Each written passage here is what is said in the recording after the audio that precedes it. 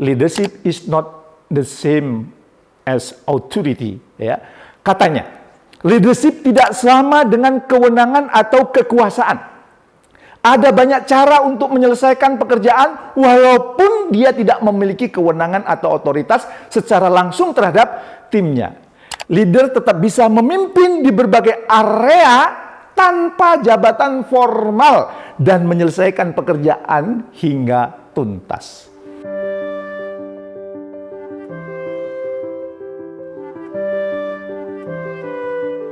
Assalamualaikum warahmatullahi wabarakatuh. Bertemu kembali dengan saya, Jamil Azaini, di acara Leadership Inspiration.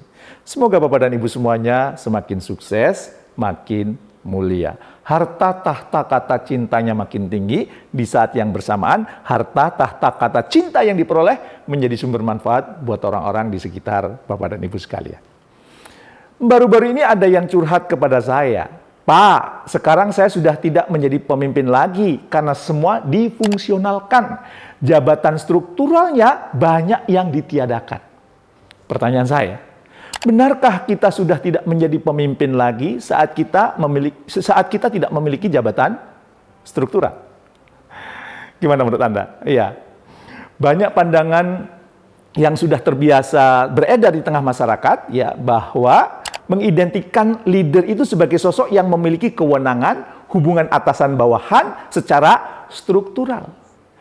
Adanya otoritas secara struktural memudahkan leader untuk mengarahkan dan mempengaruhi guna tercapainya tujuan bersama. Begitulah pandangan tradisional bahwa seorang leader kalau ingin tujuannya tercapai dia perlu punya jabatan struktural. Tapi menariknya, tidak selamanya seseorang menjadi leader hanya untuk tim yang dibawahinya secara langsung. Seringkali kita dilibatkan dalam proyek-proyek yang melibatkan anggota tim dari tempat lain, dari direktorat lain, dari biro lain, dari divisi lain. Terlebih saat ini banyak jabatan fungsional yang mulai bermunculan. Dan kondisi ini juga sering ditemui pada startup yang organisasinya masih ramping. Pertanyaannya, seberapa seseorang mampu menjadi leader untuk tim sementara dia bukan atasan secara struktural?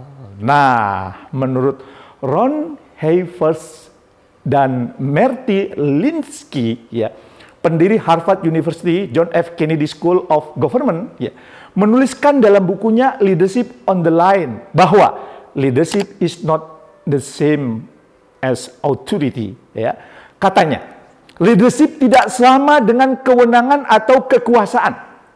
Ada banyak cara untuk menyelesaikan pekerjaan walaupun dia tidak memiliki kewenangan atau otoritas secara langsung terhadap timnya. Leader tetap bisa memimpin di berbagai area tanpa jabatan formal dan menyelesaikan pekerjaan hingga tuntas. Pada dasarnya, tujuan dari memimpin tim yang tidak di bawah kewenangan langsung ialah mampu membuat mereka mengikuti arahan Anda secara sukarela. Bukan bergerak karena posisi Anda sebagai seorang atasan. Nah, untuk sukses mencapai tujuan ini, Anda perlu berjualan. Loh, kok malah jualan, Pak Jamil? Yes, Anda perlu menjual ide yang Anda miliki dan meyakinkan kenapa mereka perlu ikut ambil bagian dari perencanaan yang telah Anda buat. Ini berlaku bukan hanya untuk Anda yang ada di level eksekutif, melainkan hingga level terbawah sekalipun. Untuk dapat melakukan ini, tidak hanya membutuhkan kemampuan secara teknis, melainkan juga soft skill dan sebuah seni yang melibatkan pendekatan yang berbeda-beda. Memimpin tim yang secara struktural tidak berada di bawah kita pasti akan jauh lebih menantang. Kita sering menyebutnya dengan istilah cross-functional team. Dalam bukunya Patrick Lencioni, The Five Dysfunction, ya, dia menyebutkan bahwa menurut survei 75%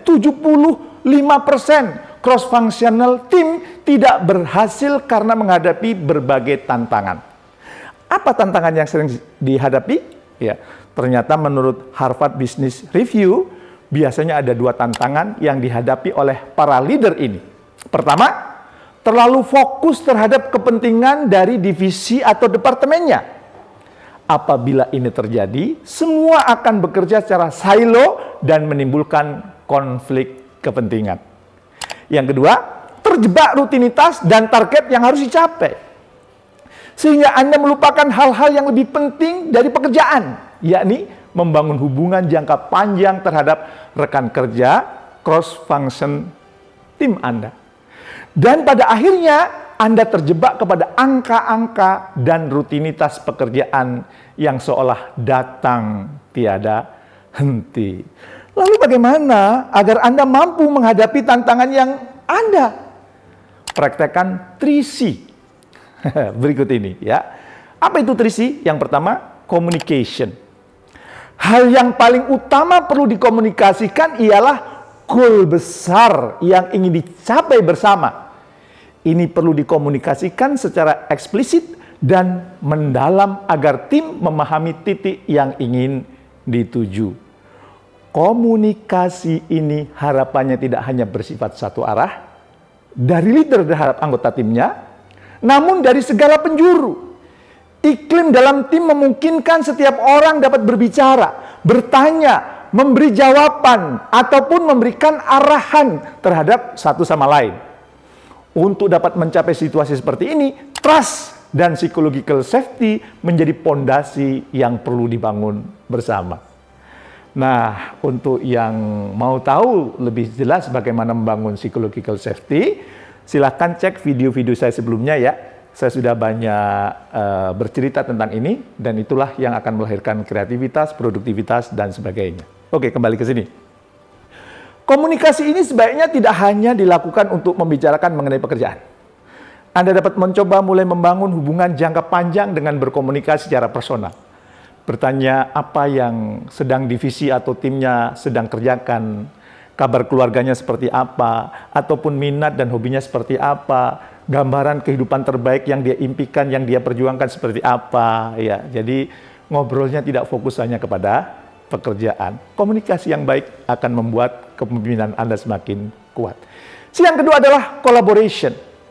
Kolaborasi ini tidak ada yang tercipta dengan begitu saja. Anda dan tim perlu mengusahakan agar dinamika dan tim dapat berjalan dengan harmonis.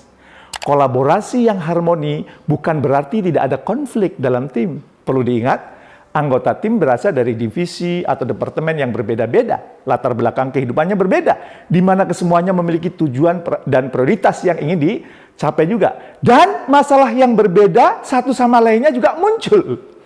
Sejauh konfliknya bersifat konstruktif, itu justru malah bagus. Artinya, konflik memungkinkan terbukanya kesempatan untuk setiap anggota bersuara dan menghargai solusi yang akhirnya diputuskan menjadi keputusan bersama. Dengan adanya konflik bisa jadi membuka ide-ide ya yang mungkin belum pernah terpikir sebelumnya. Jadi ide baru akan muncul. Selain itu, dalam berkolaborasi Anda juga perlu menghargai keberagaman ya yang terjadi atau yang ada. Ya, menurut survei dari CNBC, ya, 80% pekerja menginginkan bekerja di tempat yang menghargai perbedaan, kesetaraan, dan inklusivitas, terutama apabila ada Gen Z di tim Anda. Yang ketiga adalah coordination. Penting untuk menyepakati sedari awal metode atau tools yang akan digunakan untuk dapat berkoordinasi secara efektif. Misalnya, ya, yang sederhana menyepakati kanal untuk berkoordinasi WhatsApp group, ya, atau untuk memonitor kerjaan dengan menggunakan Slack, ya, atau aplikasi lain yang familiar bagi tim Anda. Prinsipnya, setiap anggota berhak mengetahui progres dan arahan satu sama lain secara terbuka.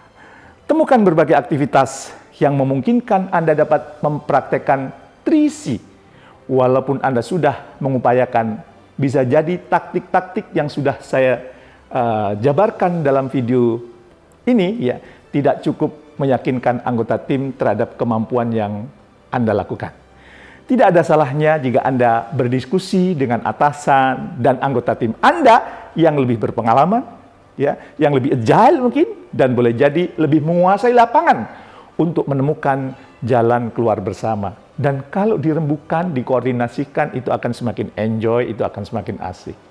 Terima kasih telah menyaksikan video ini. Ya, hingga tuntas, tetaplah menjadi pemimpin yang benar-benar memimpin dan sering-seringlah melakukan 3C, communication, collaboration, dan coordination. 360 derajat dengan atasan Anda, sahabat Anda yang satu level, dan orang-orang yang di bawah Anda atau orang-orang yang Anda pimpin. Mulai kapan? Mulai hari ini. Selamat mencoba. Assalamualaikum warahmatullahi wabarakatuh.